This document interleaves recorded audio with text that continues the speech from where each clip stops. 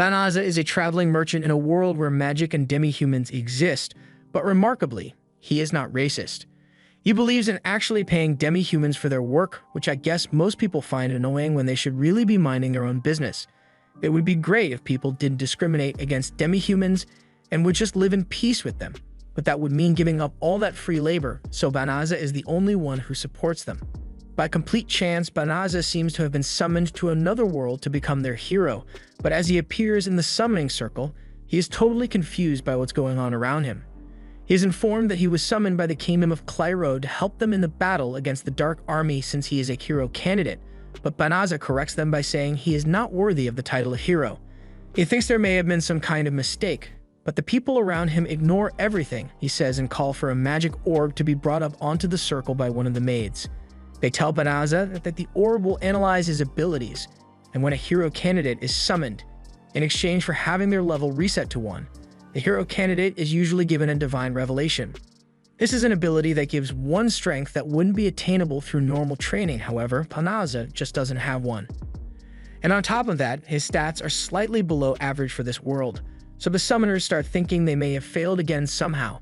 Banaza can't say he's surprised by the results since he already knew he wasn't particularly special, but they didn't have to rub it in like that. Since he clearly doesn't meet their expectations, he starts asking to be sent back to his original world, but he gets cut off by the fanfare going on in the summoning circle next to him. The people who summon the other guy praise him for having exceptional stats indicative of a true hero, so everyone ditches Banaza and flocks to the side of the new hero to praise him as well. The other guy takes a look at the stats on Banaza's screen, and once he gets a frame of reference for how good his stats truly are, and he immediately lets it go to his head that he is the chosen one. A party is thrown where the king officially appoints the blonde guy as the hero of the kingdom, and while the celebration is going on, Banaza is left on his own. He has never heard of any kingdom called Clyrode before, so he wonders if he is really in another world after all. Regardless, his priority right now should be getting himself back to his original world, but that's going to be difficult since when he finally gets to meet with the king, he is told that the gate connecting to his world has been closed, so there's no way they can send him back now. But not to worry, because they plan to compensate him by kicking him over to a plot of land that they don't use so they never have to see him again. Also, the kingdom messed up by summoning him here and not being able to send him back, so they tell him that he is not allowed to tell anyone about what happened here. With that, Banaza was loaded up into a cart in a rough manner and sent on his way to his new residence in the middle of nowhere.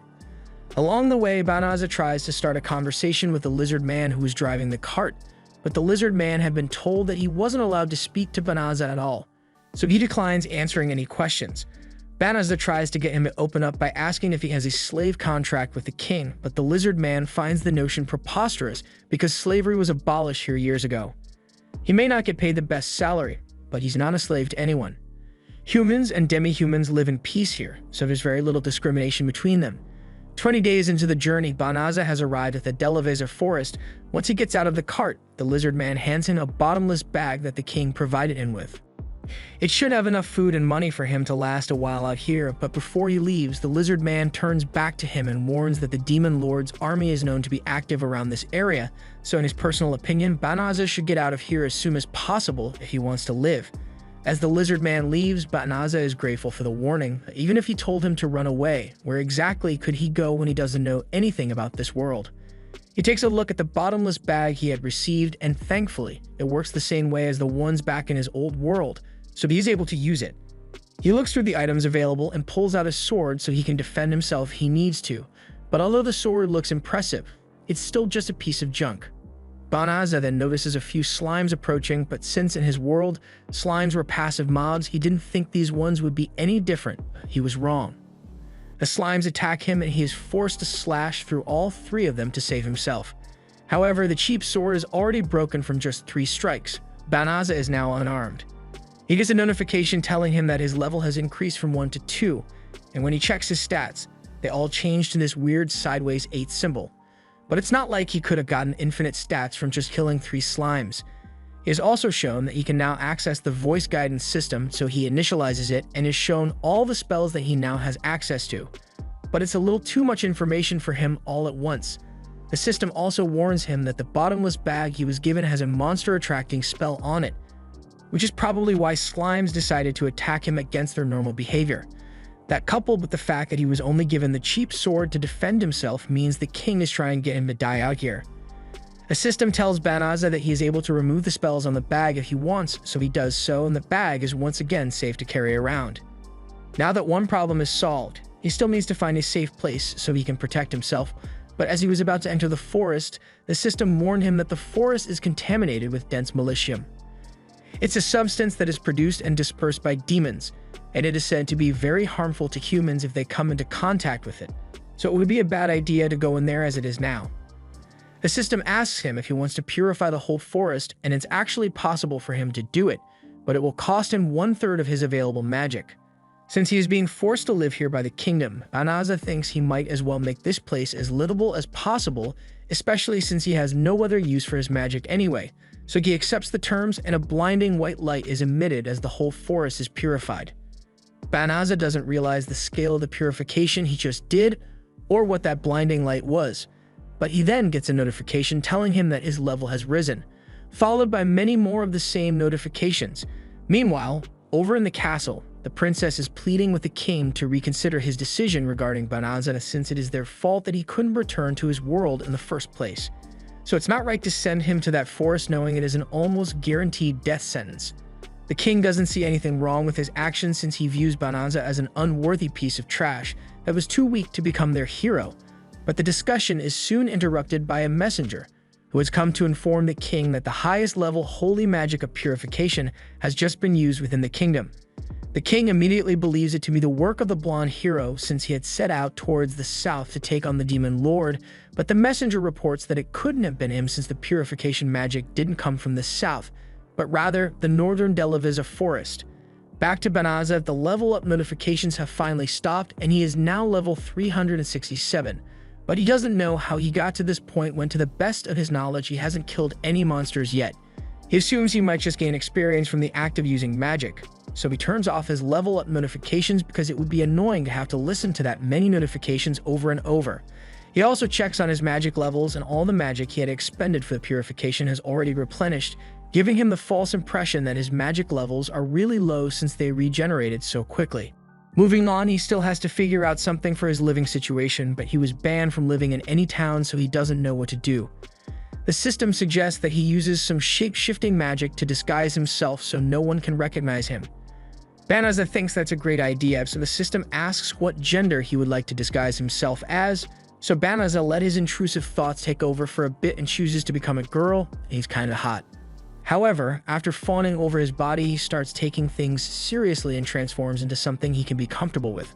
With his new body, he can now hide in plain sight since no one will recognize him as Banazza, so the system suggests that he use teleportation magic to return to the royal capital. He activates the teleportation magic and is moved to the capital, but since it worked well enough to get him here, he attempts to use it to send him back to his original world, but he has no such luck this time. Since he's going to be stuck here for a while, he's going to need to find a way to make money. And since this world seems fairly similar to his former world, he wonders if there's a guild he can register at. He later arrives at the Adventurers Guild and he registers under the name Fleo to keep his real identity secret. After registering, he goes over to the notice board to check out what quests are available since he needs to make some money, but he doubts that he'll be able to get anything good since he is just a new adventurer. Just then, he notices a girl who is looking for an escort to take her to the Delavizza forest, but with the rumors that the Demon Lord's army is stationed there, no sane adventurer is willing to go there for any amount of money. They tell the girl to just wait until an attack unit is sent up there to clear out the forest so it will be safe again, but the girl remains determined to go there now because her family is in danger, so the adventurers stop interacting with her and push past. Fleo approaches the girl and tells her that he is willing to take her there. And it shouldn't take long at all since he can just teleport straight there. Upon hearing Fleo say he can use teleportation magic, everyone in the guild begins talking about him since teleportation magic is something that only the very best sorcerers can use. Fleo hadn't realized it was such a big deal, but it has already brought him so much attention that he is confronted by a royal knight, Bellarosa, and she doesn't believe he can actually use teleportation, so she thinks Fleo is attempting to kidnap the poor defenseless girl, and she and her team are prepared to cut him down immediately. Fleo really doesn't like where things are going, so he tries to defuse the situation by telling the girls that he isn't a suspicious person. Sure, he may be able to use abnormally high-level magic, and his identity of Fleo hasn't existed until about 10 minutes ago, but he's done nothing wrong. If they really don't trust his intentions, then he offers to have the knight's party come along so they can ensure that the girl won't be harmed in any way. His offer catches them off guard, but they accept and head out into a back alley so they don't draw too much attention. Fleo activates his teleportation spell, and everyone is transported to the Delavizza forest instantly. They are all surprised that Fleo can actually use such powerful magic, so they are convinced that he must be a first-order sorcerer of some kind and are also starting to regret the threats they had made to him earlier. Bellerosa gets down to apologize to Fleo for making rude assumptions about him which were completely baseless, and so do the rest of her teammates. Meanwhile, the girl is confused by the state of the forest since she was sure that it was coated in a thick veil of Malicium. But now it's all gone and she can't even sense any magic beasts in the area either. Fleo was about to explain that he used purification magic in the forest, but the system warns him that it could be dangerous to reveal that he can use purification magic when he is speaking to a demon. At the same time, the same girls that were ready to cut Fleo open in defense of the girl have all turned their weapons towards her, stating she is suspicious for wanting to come to this dangerous place. The girl acts scared at first, but once it is clear that the party isn't buying her disguise anymore, she begins to reveal her true form. She is Fenris, the younger sister to the demon General Fengril, and she was initially sent to the human town to learn about them and find someone dumb enough to come back here with her so she could eat them. But now that they know her true identity, she needs them all to die. Fenris begins spreading her Malicium, and it is enough to bring everyone to their knees. All except Fleo, who is just tanking the damage. Fenris is surprised that he isn't affected by the Malicium, but it doesn't matter to her much since she can just finish him off directly instead. She attacks Fleo, but he manages to dodge out of the way at the last second while carrying Bellerosa. He can't protect everyone and fight at the same time, so he uses teleportation magic to send everyone away and faces Fenris alone. He still doesn't know why he had to end up here, but there's no way he is going to let himself die before he gets the chance to do anything in this world, so he's going to throw every spell the system has available at Fenris. As Fenris attacks him, Fleo activates a skill that allows him to leap really high into the air, and he surprises even himself with how much force he was able to generate just now. Fenris attempts to attack him again, so he selects another spell and creates a rock wall for defense. He continues to just spam spells at her until he casts a gravitation spell that pins Fenris to the ground.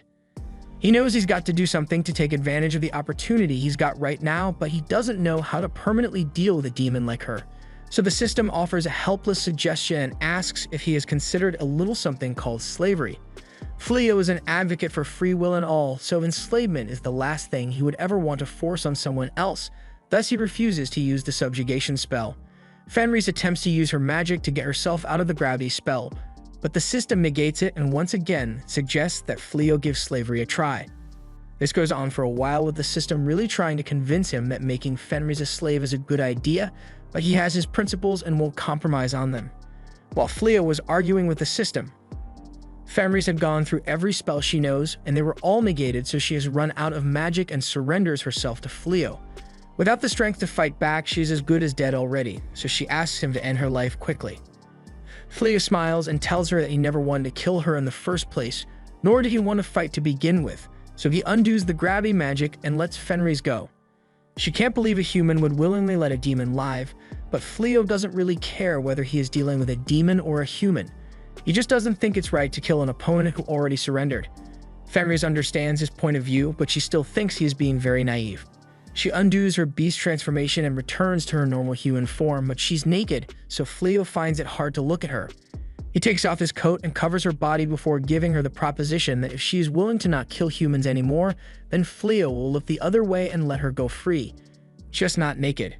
He turns around to see if he has some clothes in his bottomless bag for her to wear, but he then hears a loud thud and finds that Fenris has collapsed. However, the system informs him that it is simply due to her magic being depleted, so there's no reason for him to worry. He sets up camp for the night and spends some time looking through the menu so he can keep track of all the magic he has available to use. But after taking a look at this list, he has no idea why he has access to all this strong magic when he just got here. At the same time, Fenris finally regains consciousness, so she takes a peek outside and sees Fleo sitting in front of the tent. She thinks back to how Fleo completely dominated her without even trying, and she has a strong resistance to magic as well, so he simply overwhelmed her. She always thought humans were a weak race, but now she doesn't know what to think. On another note, it's pretty strange that her magic fully recovered after only a couple of hours when she ran out, so she gets dressed and steps out to ask Fleo if he used healing magic on her. He confirms that he healed her, but if it were any other human, she would have been killed on the spot and skinned to make a Christmas rug, so she gets down on her knees and swears that she will never hurt another human again. And in addition, because she acknowledges Fleo's overwhelming strength, she says she sees him as her master, so she will dedicate her life to serving him. Fleo keeps saying he doesn't want a slave, but this is an isekai, so slavery was always inevitable. Fenris says she'll kill herself right now if she can't become his slave, so Fleo caves and says she can serve him or whatever, but he doesn't want her to die. The two settle down around the campfire as Fleo tells Fenris about the circumstances that brought him here. He tells her that the kingdom summoned him as a hero candidate, but they discovered he had no skills and they couldn't send him back to his original world anymore, so they tossed him out here instead. He then undoes the shape-shifting magic to show Fenris what he really looks like. He changed the way he looks so the people from the castle don't recognize and try to kill him to keep their blunder a secret. But even if he has figured out how to keep himself safe, he has no idea what to do from now on. Plus, he is currently homeless, so he can't provide any stability for her. He tries to convince her to not be so insistent on serving him because it will make her life tougher, but she says her species remain completely devoted to whomever they acknowledge as their master, so no matter what may come or where they go, she will always be by Fleo's side no matter what. Fleo can't really argue with her after her declaration of commitment, so he agrees to let her stay by his side and Fenris jumps on him in excitement. Meanwhile, back at the castle, a blonde guy the king appointed as the hero has just returned from the Strike Force mission, and it was an absolute failure with most of the squadron being wiped out. The hero immediately puts all the blame on the soldiers and says they all freaked out and nearly got themselves killed as soon as they saw a magical beast, but he graciously fought tooth and nail to save as many of them as he could, so he won't stand here and be called a failure. The king isn't falling for such obvious BS, so he asks one of the soldiers that was in the squadron what actually happened, and the real story is that the hero stayed behind the army the entire time, and as soon as monsters appeared, he hightailed it out of there, leaving the soldiers fighting for their lives. All in all, he was a bitch. As the blonde hero is leaving, he begins complaining to himself that he has not leveled up at all in the past month. Despite his constant training, the level of his skills remain the same as they were when he was first summoned, and even at that, he is barely strong enough to handle a human or a weak magical beast on his own. So he would get his ass handed to him if he even attempted to fight a magical beast of a higher level. Just as his frustrations were hitting a boiling point, he is suddenly approached by the servant that was assigned to him by the castle, Suya. Since he's not in the best mood right now, he decides that he will go out and treat Suya to all the wonders of luxury. All at the expense of the royal family, of course. Meanwhile, Fleo is thinking of the best way to make some money of his own, so he plans to head into the Adventurers Guild to take on some quests, and Fenris is eager to join her master in whatever he wants to do. Fleo has no problem with her following him, but he would appreciate it if she dropped the master title and just used his name. As they are walking through the market, a man calls out to Fenris to get her to buy some veggies, thinking she and Fleo are a married couple. It's an honest misunderstanding, but now that he thinks about it, Fleo believes it may be easier to travel around this world with Fenris if they acted like a married couple, but only if she's okay with being married to him. Fenris is absolutely elated at the idea of marrying Fleo because her species hold no greater honor than being able to say that their husband is stronger than everyone else. Fleo feels the need to clarify that they will just be pretending to be married to one another, but Fenris doesn't care about the little details as long as she gets to call them her darling. After getting to the Adventurers Guild, Fleo has a guild ID issued to Fenris as well, and she's a little embarrassed because having this means she and Fleo will have a matching accessory. And in her culture, there is something similar which is done as part of a mating ritual. The guild receptionist pretends she didn't hear that whole conversation and just asks Fenris what name she would like to register under, so Fenris merely gives her full name and demon army title, but Fleo stops her in time and just puts down Ray's for her name. Later, Ray's apologizes for nearly getting herself exposed, but he says it is fine since nothing bad happened. Just then, a bell is heard ringing as the receptionist announces that there is an urgent quest they need handled. A huge group of psycho bears have been sighted near the city, and they are heading here right now. Those are the same bears that the blonde hero ran away from, so the adventurers are all scared to tackle this one. To incentivize them to accept, the guild is prepared to offer 10 times the usual reward for the psycho bears, making this a really good way to make some money, especially since there are no rank requirements, but Fleo is still hesitant to accept. Fenris doesn't get why he is so scared since she is sure he could take out the bears in no time, but he still doesn't know just how strong he is, so hearing that the hero lost to these bears has him spooked. To prove to him that he is actually really powerful, Fenris decides that she will go out and fight the bears herself, and if she wins, then it will be proof that Fleo is superior to the hero since he is already confirmed to be stronger than her. They both teleport to the last location where the Psycho Bears were spotted, and they find a house nearby which the guild told them they can use as a base while they hunt. Fenris is glad Fleo decided to come with her, but she lets him know that she can handle a couple of Psycho Bears by herself. Even if she is confident in her abilities, Fleo can't bring himself to just let her do it on her own, and besides, there was a spell he wanted to test out, so he might as well do it here.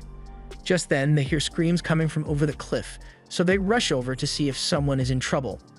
They find a group of Psycho Bears attacking that adventuring party that Fleo teleported away while he fought Fenris. Fenris still doesn't like them, so she suggests they just pretend like they didn't see anything and come back for the bears later. But the girls are about to be killed, so Fleo jumps in and uses his lightning magic to take out a bunch of the bears, and since Fleo got himself involved, Fenris jumps down to take out the last bear by stomping it into the ground. However, she still complains that Fleo is being too nice. As Fleo jumps down as well, the knights recognize him and give their thanks for him once again coming to their rescue. Fleo introduces Riz to them as his travel companion, which upsets Riz because he didn't introduce her as his wife. A moment later, a giant Psycho Bear sneaks up behind Riz and tries to attack her. But since she's in a bad mood right now, she simply stares at it, and the bear realizes that it does not want to fight anymore. It falls backwards and lays there, leaving everyone confused, but they soon come to learn that the bear just gave up and surrendered to them. It's good that the bear is smart enough to know that it is outmatched, but they can't exactly just let it go either because it'll just attack someone else eventually. Thus, they come up with the idea to keep this Psycho Bear as a pet so it doesn't attack people anymore. Fleo takes a look at the system and finds something called restriction magic that will keep it from going wild, but even though the bear is tame now, it will still cause a panic if they just walk around with it like this, so he uses shape-shifting magic to make it look like a bunny. The knights can't believe they just witnessed someone tame a bear and then transform it into a bunny, but absurdity aside, Fleo and Riz are definitely powerful, so Pelorosa has a request to ask of them. She wishes for Fleo to train them to be able to defeat monsters on the level of Psycho Bears. After the hero came back from his defeat, he blamed the knights for being too incompetent and threw a tantrum, locking himself in his room until they become strong enough to fight so he doesn't have to. Now, it's a completely unreasonable demand, but the king had no choice but to accept, so he ordered the knights to go train themselves. So far, it has been going about as bad as you would expect considering they nearly got killed back there, so they would appreciate it if he trained them. Fleo doesn't know how to respond since he doesn't really understand how his magic works in the first place. He really doesn't want to have to go through the effort of training them, so he tries to use Riz's bad mood as a reason to back out. He tells the knights that she's actually his wife, and he really just wants to spend time with her, so he can't help. But once Riz hears him call her his wife, she becomes so happy that she agrees to have Fleo train the knights.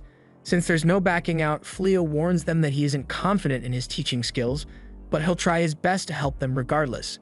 Meanwhile, over in the Demon Kingdom, the Dark One receives a report that there is an individual who possesses magic strong enough to instantly purify the entire Delaviza forest, so the Dark One orders that he be captured at any cost. The next morning, Fleo wakes up to find Riz just staring at him while he sleeps, and when asked why she is doing so, she answered that they are a married couple now, so it is perfectly normal for her to stare at him while he sleeps. We get a flashback to the previous night when Riz was fully prepared to be taken to Pound Town as Fleo's wife, but Fleo still hasn't come to accept this whole arrangement as reality, so he refuses to spend the night with her. Riz is a little hurt by his rejection, but Fleo assures her that it's not that he doesn't like her, but there are a lot of steps to be taken before baby making is on the table, so for now he plans to just sleep out in the hallway so that Riz can have the room to herself. But she counters by saying Pelorosa and the others would start to suspect something was off about their marriage if Fleo refused to sleep in the same room as Riz. Therefore, Fleo concedes and now has to stay with her while they are here, but even if mating is off the table, Riz wants to do wide things for Fleo, so she offers to help him get dressed for the day. Fleo doesn't need her help, but since it's a harmless gesture, he doesn't resist as she takes off his shirt. But at that moment, Balarosa enters the room, and considering the situation, she feels like she is seeing something she shouldn't, immediately leaves. Later that day, they begin the training they agreed to do, but as Balarosa is faced with a giant boar, she runs away as soon as it charges at her. The warrior tries to take over as the damage dealer, but she takes one swing, and she's immediately out of moves because that's all she knows how to do. Before she can get gored, Riz tells Balanov to stop being useless and use her magic to help, so she deploys a defensive spell which is able to block the boar's strike. Fleo then tells Bylary to shoot at the boar, but when she does, this is all the damage the arrow manages to do. It is safe to say that this team is absolutely dog water when it comes to a fight, so Fleo's got a lot of work ahead of him if he plans to train them until they're decent. Since they are going to be here for a while, Fleo offers the girls a room in the house since he now owns it as part of his reward from the Psycho Bear quest. He couldn't exactly let them sleep on the floor forever after all, and they are truly grateful for his consideration. Just then, Riz comes in and tells everyone that she is done preparing lunch so they should come and eat. However, Riz has never been in a kitchen before, so the concept of cooking food is lost on her. Fleo doesn't want to get food poisoning, so he suggests that they cook the meat, but he won't let Riz do it because she's guaranteed to burn it to ash if she tried. Balarosa offers to help him prepare the food as well, so after some time, a full meal is finally ready. Everyone thinks it looks great, so they compliment Fleo on his amazing cooking skills, but he can't take all the credit for this since Balarosa is a surprisingly good cook as well. Riz is getting jealous of all the praise Bali is receiving since she is meant to be the wife here. Bali is embarrassed by all the praise and explains that she is actually better at cooking than she is with a sword, which everyone already knew. She came from a fallen noble family and times were tough, so they couldn't afford to hire a chef, so Bali had to learn to cook her own food. Everyone digs in, and the food is as delicious as it looked, but Riz is still having trouble trusting it since she is strictly anti-vegetarian. However, since Fleo was the one who made that salad, she gives it a try, and it's not that bad.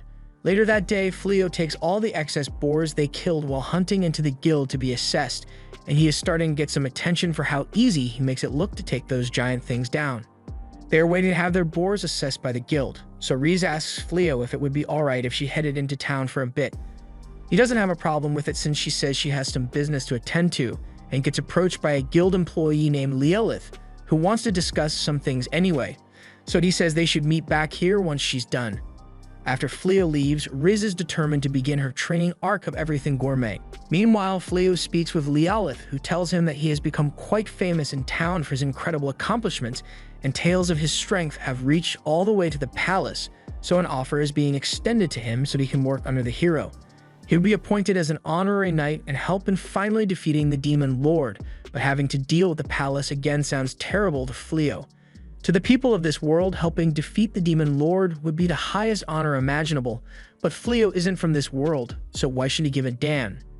He bluntly tells Leolith that he has no interest in anything to do with the hero, nor does he plan to take part in the battle against the Demon Lord, so after saying everything he wishes to say, he simply leaves.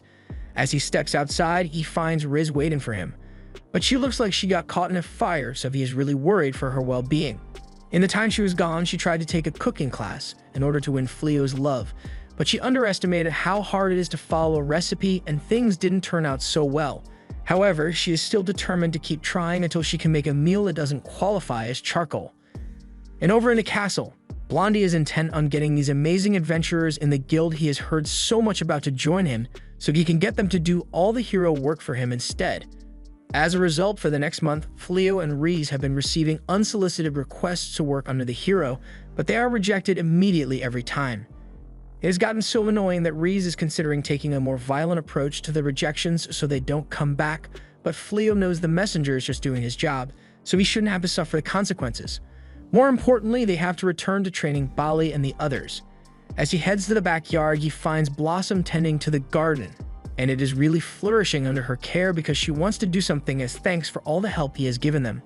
Which is nice and all, but she has been using this as an excuse not to train her sword skills for a while now.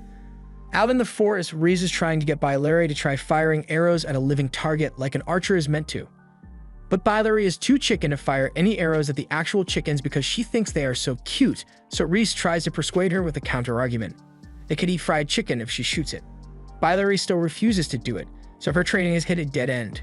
Meanwhile, Bolano is on the brink of passing out due to mana exhaustion. So Fleo came up with the idea to make a ring that can increase her magic capacity so she won't pass out after using her magic once. She is grateful for it. But she lets the intrusive thoughts and feelings she has for Fleo take over for a second and tries putting it on her ring finger. But Rhys puts a stop to that real quick because she won't stand for any competition as Fleo's wife. Just then, Balirosa calls out for Fleo in a panic because she is losing to a caterpillar, but Rhys stops this as well since she won't let Bali get any more attention from Fleo. After they are done with training, everyone heads inside to eat, and even though the food was made by Rhys, it actually looks edible now. Fleo asks when she managed to learn how to cook so well, so Rhys admits that she took many cooking classes and set a lot of buildings on fire, but it was ultimately worth it for her to be able to cook for Fleo.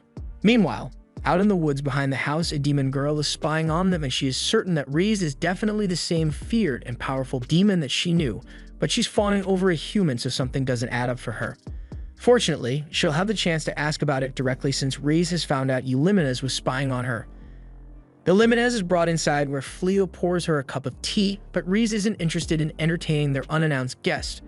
So she immediately asks what Eulimenes is doing here since she certainly didn't come here to play as a confederate of the Dark One.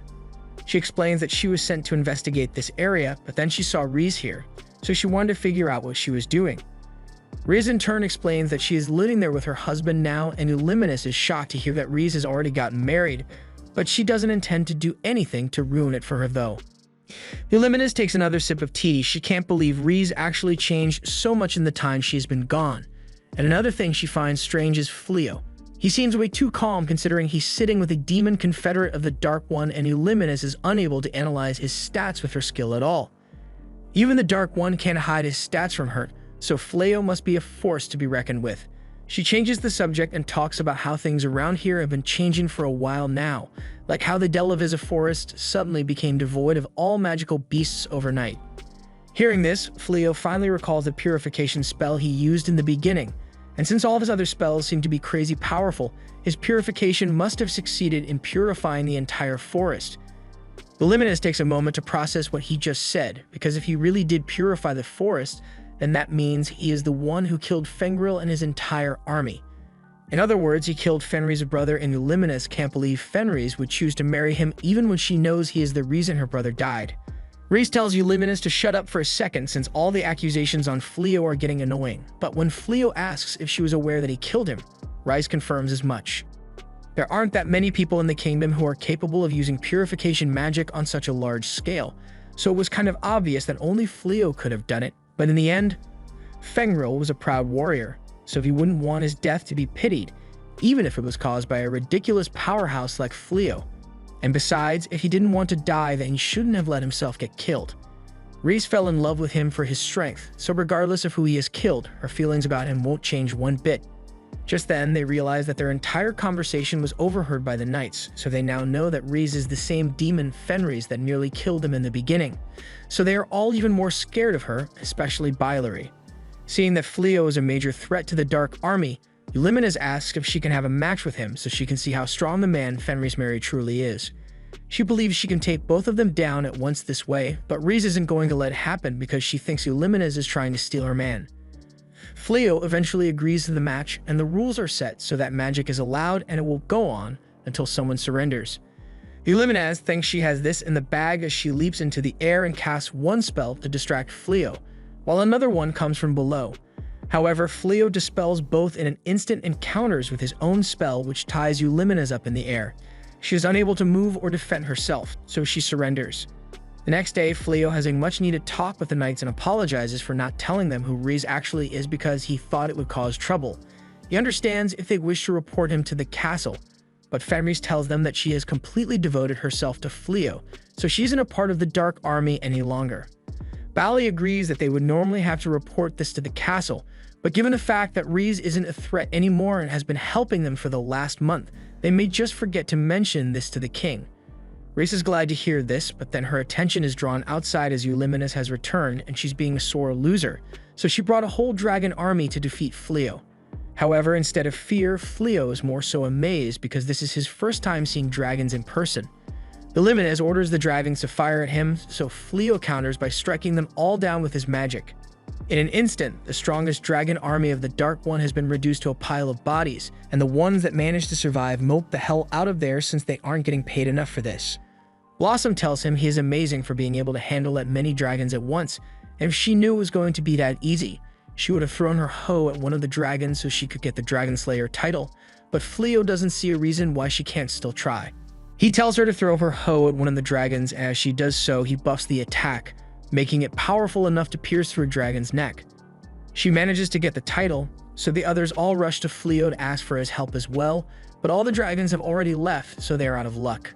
Meanwhile, Lord Gull of the Dark Army has been watching everything and is shocked that Fleo possesses so much power despite not being the hero, so he decides to go and challenge him personally to end this.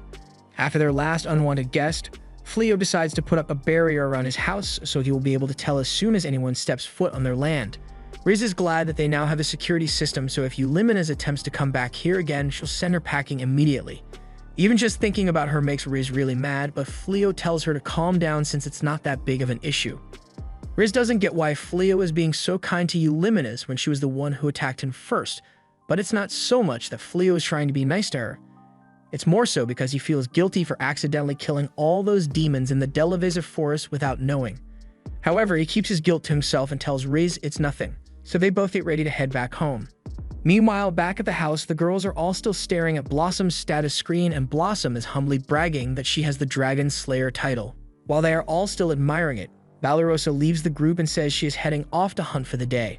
The others think it is noble that she is so dedicated to her training, but in reality, she left so she could cry her eyes out because she wanted the Dragon Slayer title too. The Dragon Slayer title is something so extraordinary that every adventurer works really hard in order to get it at some point, but Blossom just got it for free. However, while she was still sulking, she is approached by a man from behind, and he asks for directions because he is here to meet an old friend of his.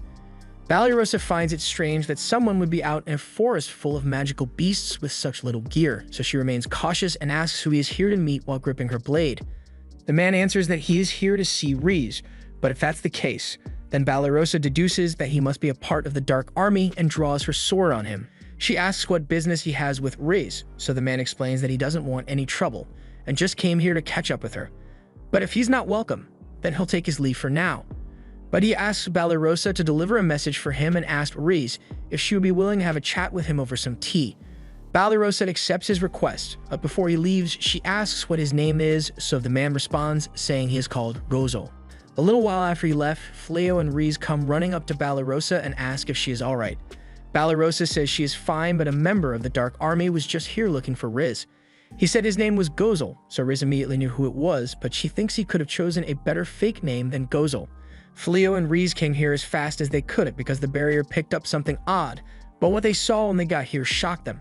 Valerosa was threatening someone whose status said he was the Dark One. So in other words, Gozel could have folded her with a sneeze if he wanted to, but he chose to be civil.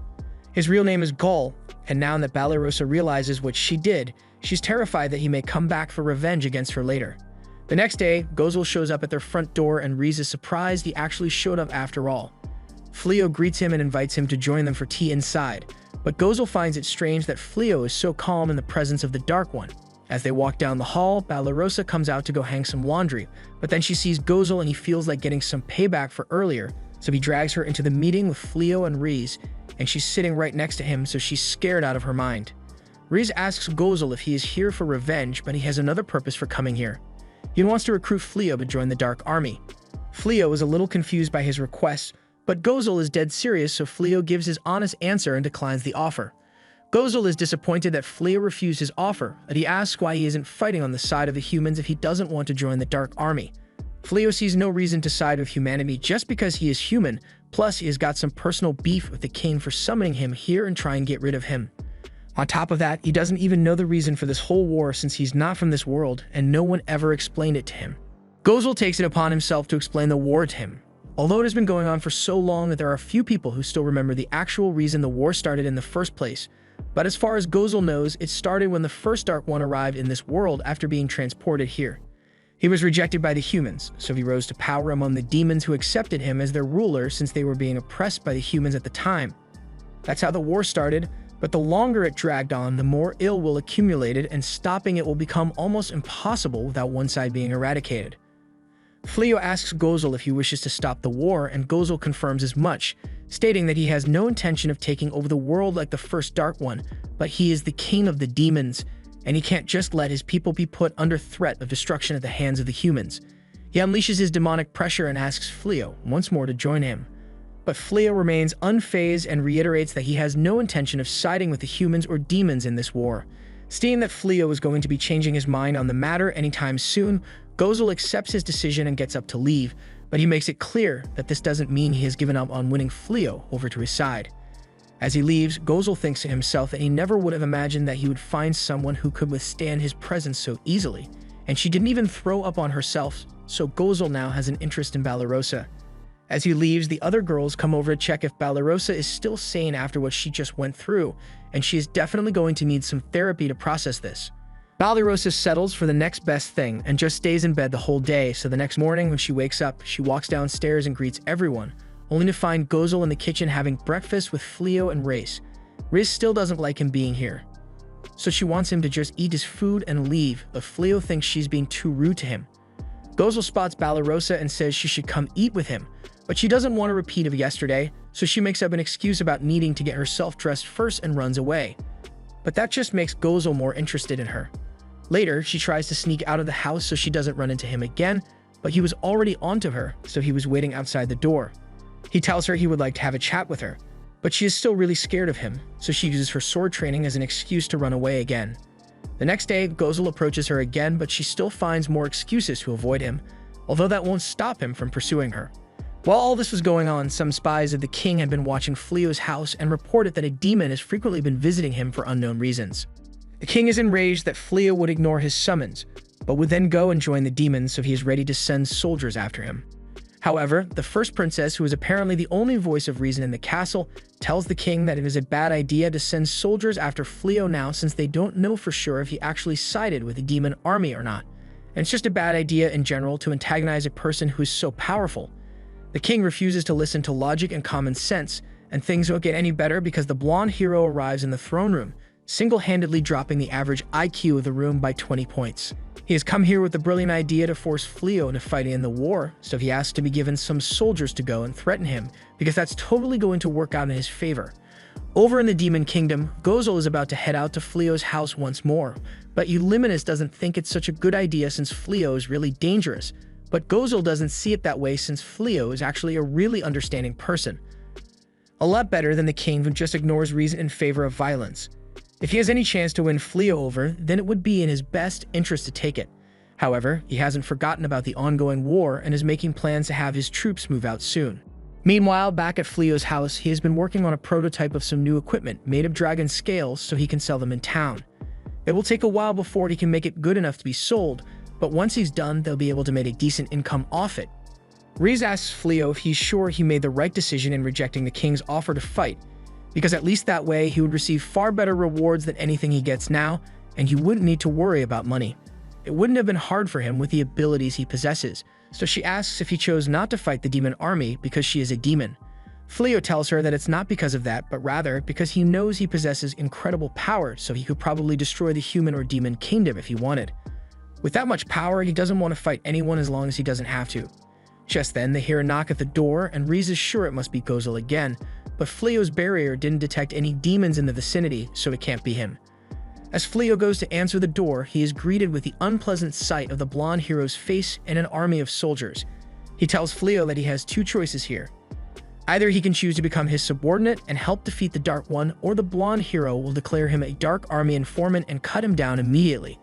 The hero really thinks he accomplished something with his statement, so he is basking in the glory of his own ego.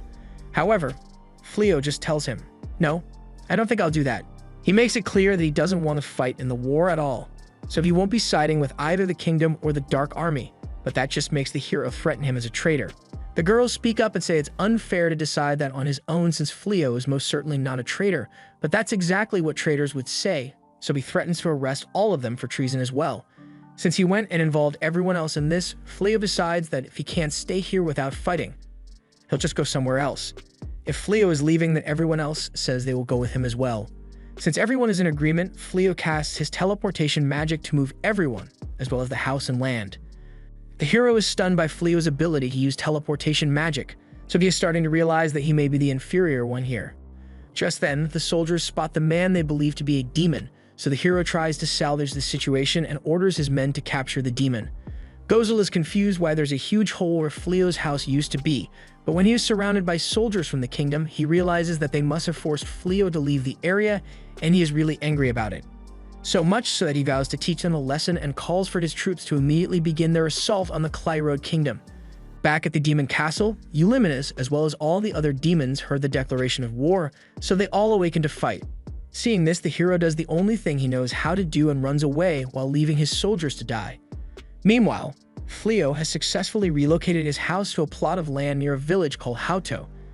Fleo came here a while ago to sell some dragon scales in town, and since it's really far from the capital, there's no way that either the hero or the Dark One will be able to find them, which especially relieves Balarosa because she didn't want the Dark One to end up proposing to her.